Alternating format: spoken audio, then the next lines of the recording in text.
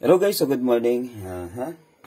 So ito continuation tayo. Ito continuation ito ng Epson L3210 which is nalubog sa baha.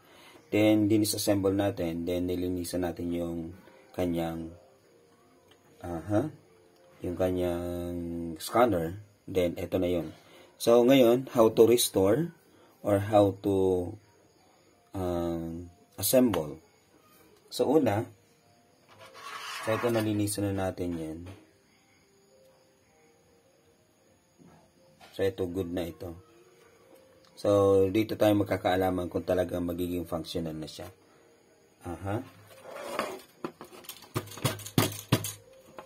Right. So paano ba magbalik nito?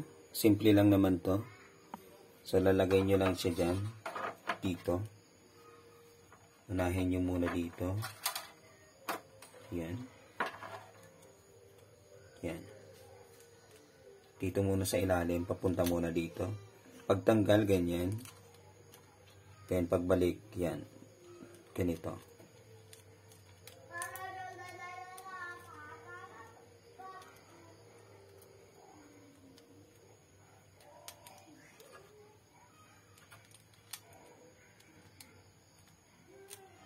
Alright, so yan.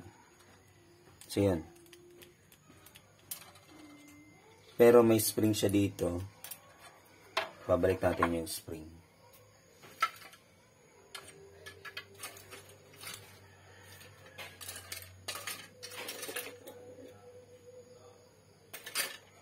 So ito guys, mayroon siyang spring dito. Lalagay natin yung spring dito. Yan. Yun. Kasi yung spring na yan, siya yung nagpapagalaw. Ano? So siya yung nagpapagalaw.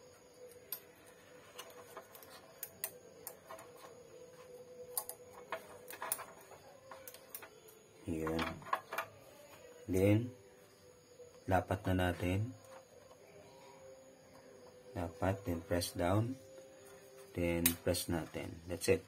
So, yun.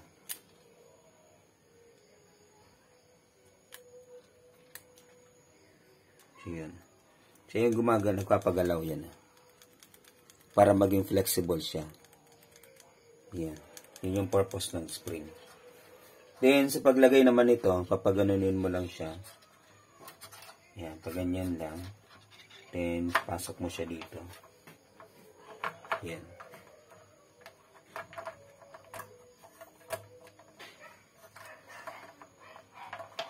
Ayun. So, okay na yan. Pero may nakalimutan tayo. Yung flex cable niya, hindi natin na-connect. Tagalin ulit natin. Ayun yung flex cable. So, iangat ulit natin.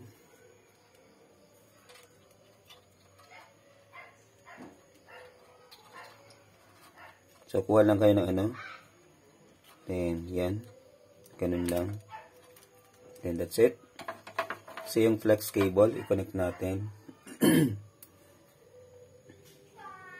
So, ito yung flex niya. Sa pag-connect naman ito guys, nakaganyan na lang. Yan.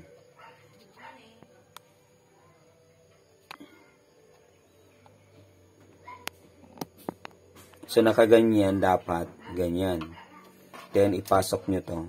Open. Then pasok nyo to dito. Yan. Then i-lock nyo na. Lock. So ganun siya kasimple. Ano? So, ganun lang. Sige. Then, i-place mo na siya dito. Ayan. Unahin muna dito sa right side. Sa likod. So, ipasok nyo muna yun dyan. Then, saka nyo i-press down. Yun. Alright. So, ganun lang yun. Then, place na natin dito. So, wag nyo masyadong pakalagay sa unahan kasi hindi yung papasok. So, ihanapin nyo yung pinakang ano niya, kung saan papasok yung gears. Ano? Kung saan pumasok yung gears, so doon muna. Pwede naman siya dito. Pwede naman dyan. Kung saan pumasok yung gears. Ano? So, kung saan pumasok yung gears. Pero, mas maganda kung nandito na siya. Okay. for us to be able to see kung functional ba siya, kung gagalaw ba. So, dito mo na siya i-place. Ano? Kung gagalaw ba yung, ito, kung gagalaw ba. Ibig sabihin, kung yung dynamo dito, so, functional, pag nag-move forward yan dito, so, ibig sabihin, good yun. So, dyan na natin siya i-place, ano? Right? Yan. Sunod naman natin, dito tayo. So, ito yung kanyang switch button. Yan. So, lagay na natin yung kanyang flex. Kita pa ba? Yan. Lagay mo siya dyan. So, ganyan. Then, ito naman, so, nakaganito siya.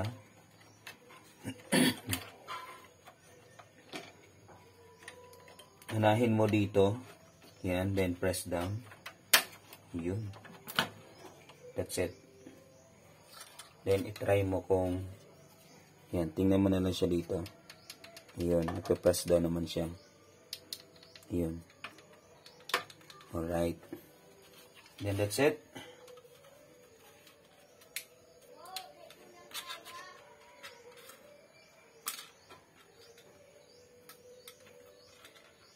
Then, ito nakatupi yan pa ganyan. Yan o. Sunod natin, yung glass.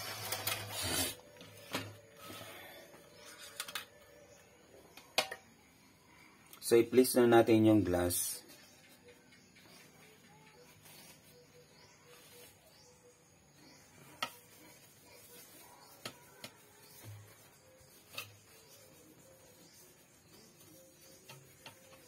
So, linisin natin muli.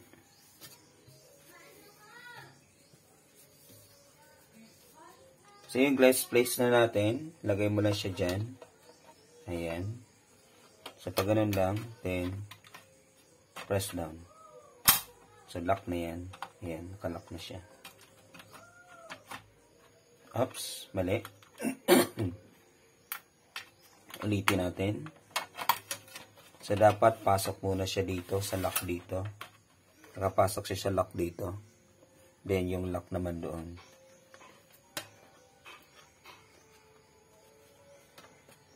Yun. Yun, nakapasok dapat sa lock doon.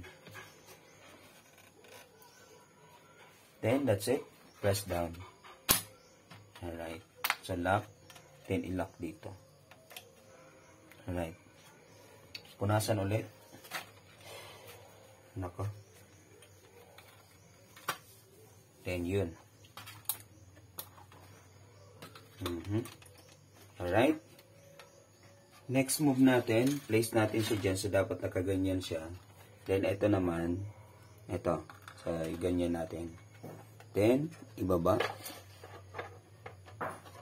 Yan.